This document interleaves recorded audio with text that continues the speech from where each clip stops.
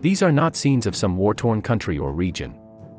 These are scenes of the devastating tsunami that struck Japan in 2011. I know.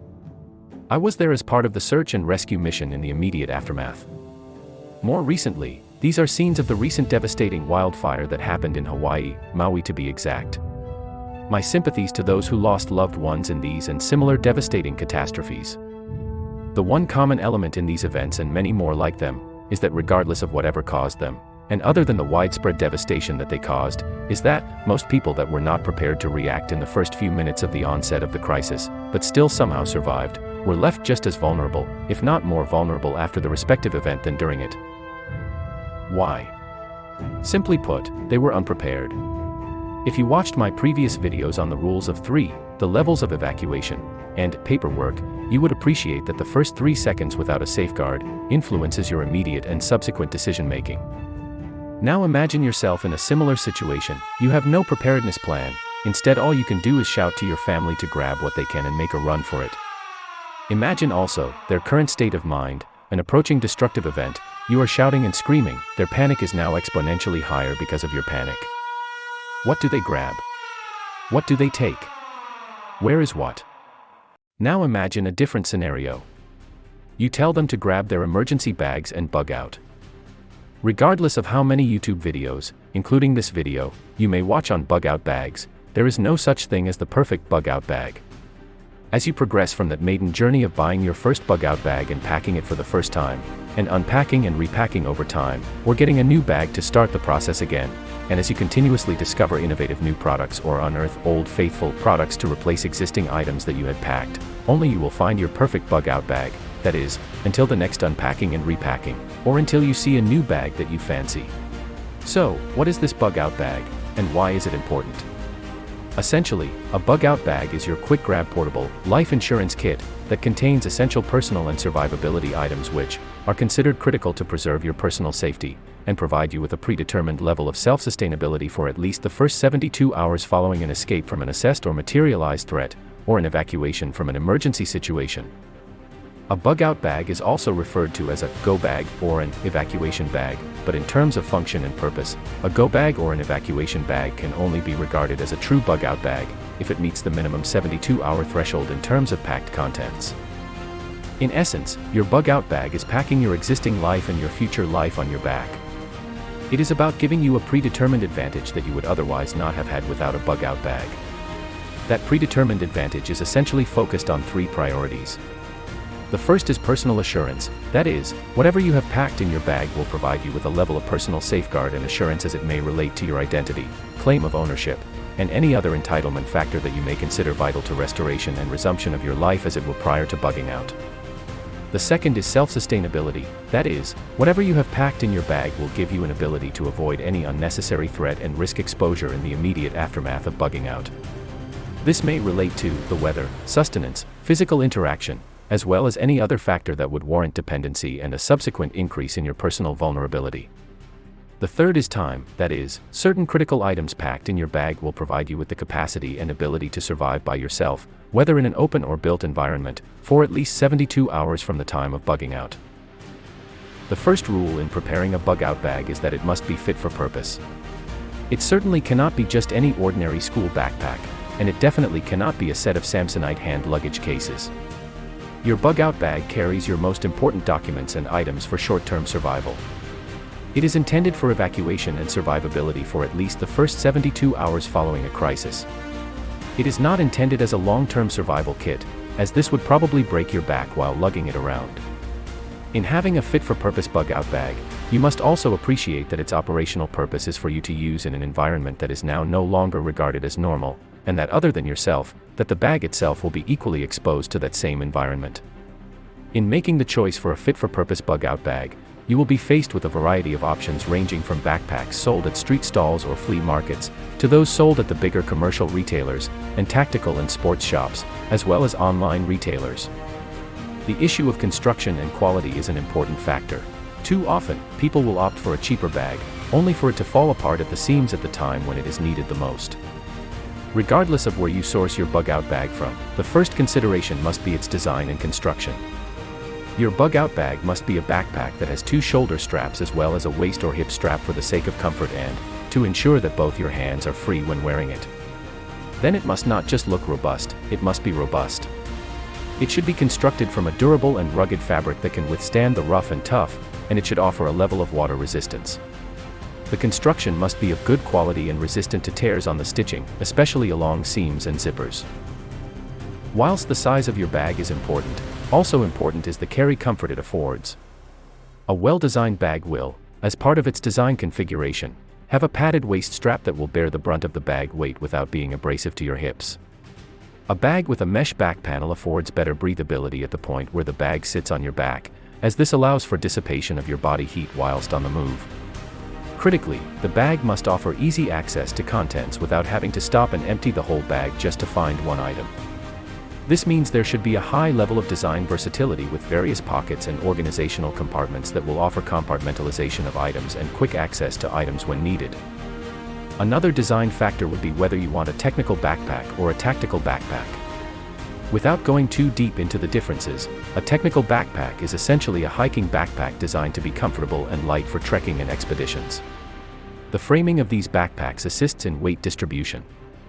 Some of them include the option of a built-in water bladder, or the option of attaching a water bladder for hydration. The main disadvantages of most hiking backpacks are the lack of design versatility when it comes to organizational packing space, and the light construction material which may have an impact on its durability and strength. A tactical backpack derives its origin from the military and is made to be tough. A good, genuine, tactical backpack is constructed from heavyweight material to withstand a lot of stress. Whilst there are many options for tactical backpacks, what sets it apart are its PALS and MOLLE systems. PALS stands for Pouch Attachment Ladder System. It was designed by the US Army and is the nylon grid system that is stitched on the outside of the backpack. This outside grid allows for the attachment of smaller equipment to be attached to the load-bearing platform. MOLLE, pronounced as MOLLE, is an acronym for Modular Lightweight Load-Carrying Equipment. It is a military specification that allows for smaller packs and pouches to be securely attached to the PALS, and subsequently swapped in or out and adapted whenever required. If you favor comfort and blending in, you will probably go for the technical bag. If you favor durability and the ability to customize your bag, you may opt for the tactical bag. Possibly, you may even decide on a combination of both dependent on a family member's abilities to wear the respective backpack for extended periods of time. Another issue regarding the choice of bag will be the matter of wanting to be the gray man, or, as I like to refer to the concept, the quiet person. This in part has to do with the design and color of your bag. You may opt to go full Rambo and have a full military spec bug-out bag which has a camouflage pattern and makes you stand out, or you may decide to go for a nondescript, plain color, but still James Bond type bag that gives you an undercover edge. Or you could be even more crafty. Whether you get a full camo patterned or a full plain bag, you might get a rain cover for your bag that immediately transforms the outward appearance of your bag from plain to camo or vice versa, which then immediately adapts the bag to whatever environment you are in, and at the same time, improve the water resistance of the bag itself. When it comes to carrying capacity, which is measured in liters or cubic inches, considering that your bug-out bag is a 72-hour immediate survival tool, and, taking into account the nature and range of items which you will pack in your bag, the most appropriate capacity range for sake of carry convenience and maneuverability is between 30 liters or around 1,800 cubic inches, and 55 liters or around 3,360 cubic inches. However, make sure that when looking at the carrying capacity measurements, that the stated capacity does not include any compartments that are not entirely closed off or sealed by zippers. These open compartments will include bottle holders, open pockets for equipment like shovels, canteens, etc. The sizing dimensions of your bag is important. Remember, this is your bug-out bag, and not some fashion accessory to make you look like a celebrity. The sizing dimensions of your bug-out bag should suit your body type, as well as your carrying ability. In other words, your bag can either be too small or too big for your body type. Remember that this bag is your life insurance policy on your back, and sometimes your bug-out bag will also be carrying items for other family members whose body type might preclude them from carrying a large capacity bag. Aside from how funny or stupid you will look, it will not make any sense if you are a 7-foot giant for you to be carrying a kid's backpack as your bug-out bag, nor will it make sense if you are the size of Tinkerbell for you to be carrying a 100-liter backpack. the best way to determine the proper sized bag that not only supports the concept of bugging out and survival, but that will also reduce the impact of back pain and carry discomfort, is to consider the length of your torso, your waist size, and the relationship between the both, in terms of the bag weight being supported by your hips. It may sound confusing, but it is in fact simple. First, find your C7 spinal vertebra. This is the bone that sticks out near the top of your spine when you touch your chin to your chest. Then, find the top of your hips, or to be more precise, find your iliac crest. The iliac crest is part of the pelvis, and therefore functions to stabilize the body by bearing the weight of the spine and the upper body. Your iliac crest is found when you put your hand on your waist and press firmly into your flesh, and then, you can feel the top of that prominent and bony surface. Now, get a family member to measure the length from your C7 vertebra to the top of your iliac crest. This measurement is in essence the length of your torso. The height of your bug-out bag, when worn on your back, should be more or less the same length as your torso. Besides protecting the iliac crest, which is highly vulnerable to injuries because of its prominence, the correct sized bag will also assist in protecting the many important abdominal and core muscles which are attached to the iliac crest. Now, without appearing to make any judgment or sounding like a patronizing idiot, but for sake of survival reality and bug-out guidance, a 30-liter, or around 1800 cubic inch backpack, which is considered to be in the small range, is usually more suited to a slender adult female frame, whereas a 55-liter, or around 3360 cubic inch backpack, which is considered to be in the medium-sized range, is usually recommended for the average adult male frame.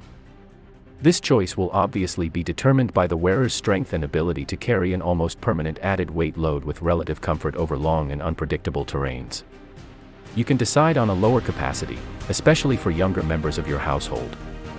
However, for the sake of self-preservation, regardless of the size you choose, certain critical elements related to the rules of three should not be compromised.